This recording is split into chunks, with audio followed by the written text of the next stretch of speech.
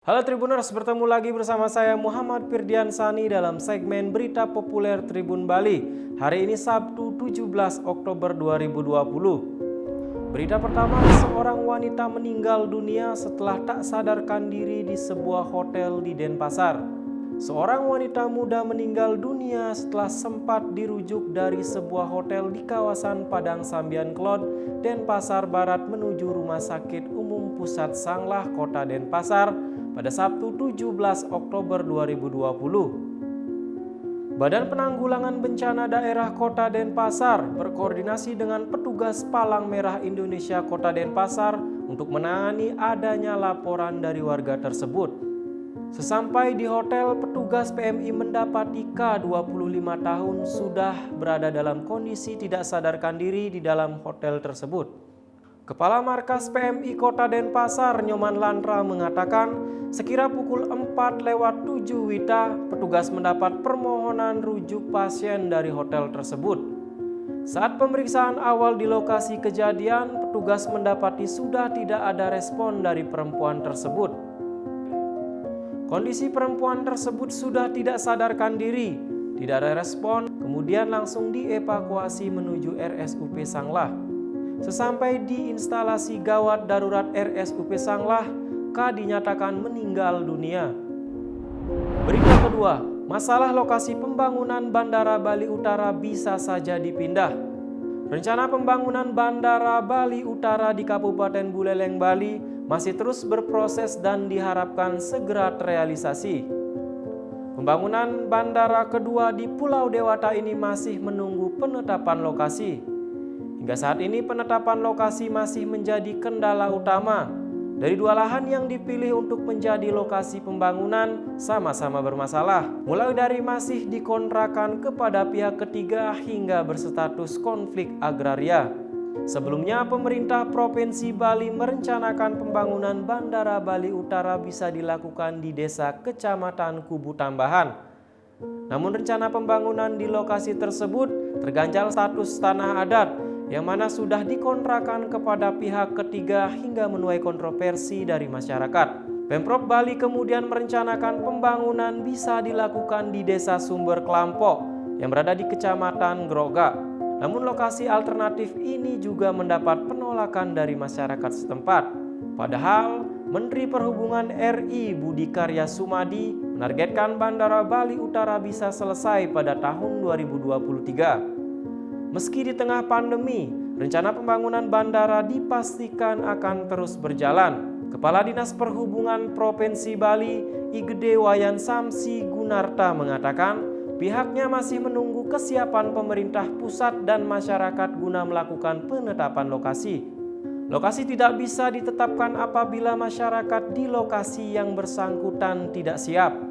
Karena itu, Samsi mengaku sedang melihat beberapa peluang agar bisa mempercepat pembangunan proyek Bandara Bali Utara. Penetapan lokasinya pun bakal dipindah apabila sulit dilakukan di tempat yang direncanakan saat ini. Maka dari itu, rencana proyek ini sedang dievaluasi ulang agar selesai pada tahun 2003 sesuai dengan keinginan Menteri Budi Karya. Berbagai tahapan-tahapan pembangunan bandara tersebut juga sudah jelas. Hanya saja dengan belum adanya penetapan lokasi, pihaknya kini masih belum berani untuk bergerak lebih jauh. Samsi menargetkan lokasi mengenai keberadaan Bandara Bali Utara ini harus bisa dilakukan pada 2021. Mengenai keberadaan tanah yang menjadi konflik, Samsi berkeinginan agar hal itu cepat diselesaikan. Pihaknya pun menunggu arahan pemerintah pusat berkaitan dengan adanya kisruh tanah tersebut. Sementara itu, Bupati Buleleng, Putu Agus Suradjana, saat ditemui di ruangan kerjanya pada Jumat 16 Oktober 2020 kemarin, enggan berkomentar banyak terkait permasalahan penetapan lokasi pembangunan Bandara Bali Utara ini. Agus Suradjana hanya mengatakan persoalan bandara ini sedang diselesaikan oleh pihak bersama Pemprov Bali dengan melakukan pendekatan kepada masyarakat. Berita ketiga, 20% masyarakat di Bali percaya tak akan kena COVID-19. Sebanyak 20% masyarakat Bali disebutkan percaya tak akan kena COVID-19. Beberapa masyarakat ini diantaranya adalah berasal dari kota Denpasar.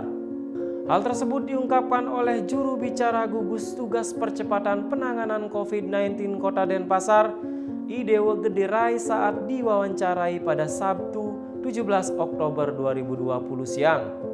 Derai menambahkan data ini adalah survei dari BNPB. Ia menduga penyebab dari hal ini karena mereka merasa kebal dari virus. Yang kedua, karena mereka mempertanyakan apakah COVID-19 ini ada atau tidak. Ada juga dikarenakan campaign yang mengatakan bahwa COVID-19 ini konspirasi, maka mereka tidak percaya dengan COVID-19. Oleh karena itu, tim gugus tugas mengaku akan terus mengajak masyarakat untuk mematuhi protokol kesehatan. Berbagai upaya dilakukan mulai dari sosialisasi hingga pelaksanaan sidak. Ia khawatir dengan adanya masyarakat yang tidak percaya dengan COVID-19 ini akan membuat pemerintah sulit memutus penyebaran COVID-19. Apalagi kota Denpasar saat ini masih masuk ke dalam zona merah COVID. Hal ini dikarenakan kasus masih sangat tinggi yang dibarengi dengan angka kematian yang juga terjadi hampir setiap hari belakangan ini. Ia juga menambahkan dalam sehari rata-rata terjadi 30-an kasus positif baru COVID-19. Derai menambahkan angka kasus positif COVID-19 di kota Denpasar dalam seminggu ini masih didominasi klaster keluarga. Berita populer hari ini didukung oleh Grab, Cahya Dewi Beauty Salon, dan Ines Kosmetik. Demikian berita populer di Tribun Bali. Baca berita selengkapnya di www.tribunbali.com. Baca juga koran Tribun Bali. Dan jangan lupa follow, like, komen, dan share Facebook, Instagram, dan YouTube Tribun Bali.